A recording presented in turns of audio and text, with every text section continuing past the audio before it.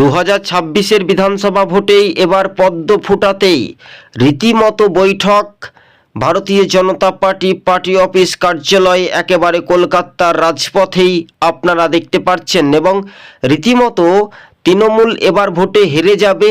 তৃণমূলের মিথ্যা প্রতিশ্রুতিতে মানুষ আর বারবার করে ভোট দেবে না তৃণমূলের কথায়, কেননা পদ্মফুলি এবার শেষ সাক্ষী বা শেষ ভরসা, এমনটাই মনে করছেন রাজনৈতিক মহল। আপনারা দেখছেন টিভি সকাল ইউটিউব চ্যানেলটি। যদি ভালো লেগে থাকে প্রথম থেকে শেষ পর্যন্ত দেখবেন। চ্যানেল নতুন হলে অবশ্যই শেয়ার করে পাশে থাকবেন। আপনাদেরকে আরও একবার জানিয়ে রাখি, বিজেপির প্রার্থী তালিকা খুবই শীঘ্রই ঘোষণা হতে চলেছে। পশ্চিমবঙ্গে তৃণমূলকে যাতে ভোটে হারাতে পারে, কলকাতায় 20টি আসনের একেবারে টার্গেট নিয়েছে বেছে বেছে।